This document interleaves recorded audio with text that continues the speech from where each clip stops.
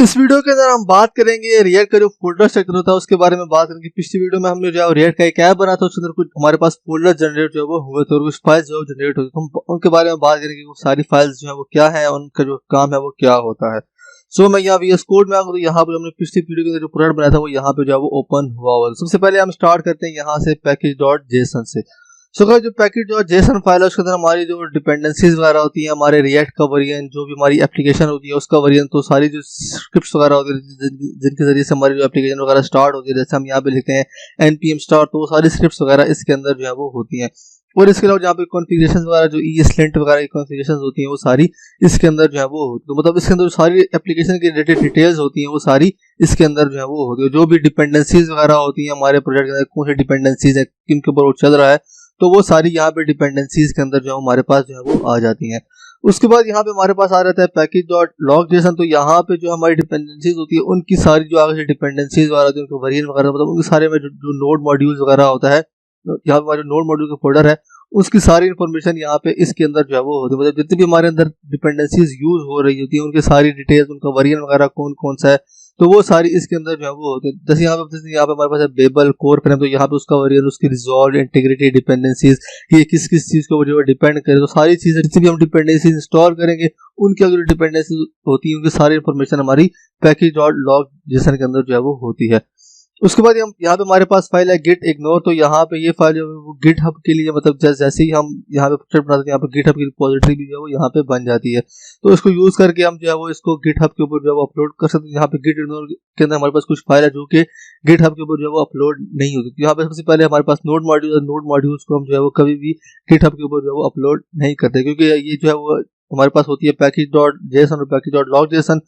तो यहाँ पे हम फिर जब हमें चाहिए होता है, जब भी प्रोजेक्ट दोबारा से हम ले गए थे किसी और का प्रोजेक्ट, तो हम यहाँ पे npm इंस्टॉल करते हैं, तो सारी जो डिपेंडेंसीज होती हैं वो सारी दोबारा से जो है वो इंस्टॉल हो जाती हैं। उसके बाद यहाँ पे हमारे पास जो है वो सोर्स का फोल्डर है। सोर्स के फोल्डर के जितनी भी हमारी जो कंपोनेंट्स वगैरह होते हैं, सीएसएस वगैरह होती है, वो सारी हम सोर्स के फोल्डर के अंदर जो है वो लिखते हैं। तो यहाँ पे सबसे पहले हमारे पास है app.css। तो यहाँ पे जितनी बार हमने CSS की फाइल बनानी है वो हम यहाँ पे इजीली जो है वो बना सकते हैं। तो अभी यहाँ पे जो डिफॉल्ट में आती है वो यहाँ पे app.css के नाम से जो फाइल है वो यहाँ पे बनी होती है। उसके बाद यहाँ पे हमारे पास है app.js। जो app.js है उसके अंदर जो हम सारा अपना जो कोड होता है, कंपोनेंट जो होते हैं, हम सारे इसके अंदर जो है वो यहाँ पे कॉल करते हैं। उसके बाद हमारे पास है app.test। तो उसके अंदर हमारे पास जितने भी हम टेस्ट वगैरह लिखने हैं, यूनिट टेस्ट हमने लिखने हैं, हमने टेस्टिंग करनी है एप्लीकेशन की, तो वो सारे हम टेस्ट इसके अंदर जो है वो लिखते हैं। तो उसके बाद हमारे पास है index.css। तो यहाँ पे अब देख सकते हैं यहाँ पे बॉडी के ऊपर जो है वो और कोड के ऊपर जो कलर है, मतलब बैकग्राउंड कलर, वो यहाँ पे जो है वो अप्लाई हुआ है। उसके बाद जो हमारे पास है index.js। तो जो index.js होता है वो हमारी रिएक्ट की एप्लीकेशन का स्टार्टिंग पॉइंट होता है। तो यहाँ पे आप देख सकते हैं कि यहाँ पे सबसे पहले जो है वो कॉन्स्ट रूट किया हुआ है, और उसके बाद यहाँ पे हमने एक एलिमेंट को जो है वो यहाँ पे सिलेक्ट किया हुआ बाय आईडी, तो रूट एलिमेंट। सो ये रूट एलिमेंट जो होता है वो हमारे पास यहाँ पे जो पब्लिक फोल्डर है, यहाँ पे हमारे पास जो पब्लिक के अंदर जितनी भी तमाम फाइल होती है पब्लिक रिलेटेड, जैसे हमारे पास फाइव आइकन है, जो फाइव आइकन होता है वो हमें यहाँ पे जो शो होता है उसको हम फाइव आइकन जो है वो बोलते हैं।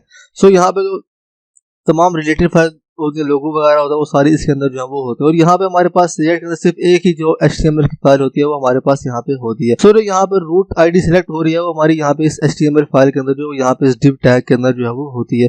सो जितनी भी हमारी चीजें होती है रिएक्ट के अंदर वो सारी इस रूट के अंदर जो है हमारी रेंडर हो रही है। तो मतलब जितनी भी हम जो भी कंपोनेंट वगैरह कॉल करते हैं वो सारी इसी के अंदर जो है वो हमें शो हो रही होती है, क्योंकि जो रिएक्ट है वो हमारे पास सिंगल पेज एप्लीकेशन है। तो जितनी भी तमाम चीजें होती हैं वो एक ही पेज के अंदर जो है वो हमें शो हो रही होती है, मतलब जो डाटा होता है वो सारी एक ही पेज के अंदर जो है वो चेंज हो रहा होता है। उसके बाद यहाँ पे हमारे पास लोगों की कुछ फाइल्स हैं, तो हम यहाँ पे जो है वो लोगों जो हमने लगाना है अभी वेबसाइट को, तो हम यहाँ पे जो है वो उसको इजीली रख सकते हैं।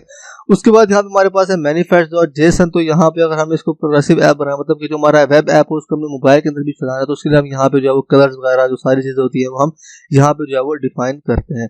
उसके बाद यहाँ पे सोर्स के अंदर हमारे पास बाकी फाइल है, हमारे पास यहाँ पे logo.sv। तो यहाँ पे जो लोगो है वो हमारा यहाँ पे जो ये वाला लोगो है वो यहाँ पे जो है वो शो हो रहा है।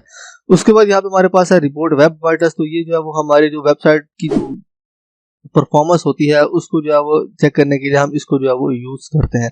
और लास्ट में हमारे पास है सेटअप test.js। तो यहाँ पे जो हम टेस्ट वगैरह लिखते हैं टेस्ट के app.test.js, तो सारी हम यहाँ पे जो है वो इनको इंपोर्ट करके यहाँ पे जो है वो उनको टेस्ट कर सकते हैं। सो ये जो है फोल्डर जो है वो स्ट्रक्चर, तो हमारा जो स्टार्टिंग पॉइंट होता है वो हमारा index.js होता है, और index.js में जो हमारा ऐप कंपोनेंट है हम उसको यहाँ पे जो है वो कॉल कर रहे हैं, मतलब जो भी हमने कंपोनेंट वगैरह कॉल करने हैं वो हम ऐप के अंदर कॉल करते हैं और ऐप को फिर हम जो है वो index.js के अंदर जो है वो कॉल करते हैं। सो आई होप कि आपको समझ आ गया रिएक्ट का फोल्डर स्ट्रक्चर। नेक्स्ट वीडियो के अंदर हम देखेंगे जो कंपोनेंट्स होते हैं वो क्या होते हैं। So see you in the next video.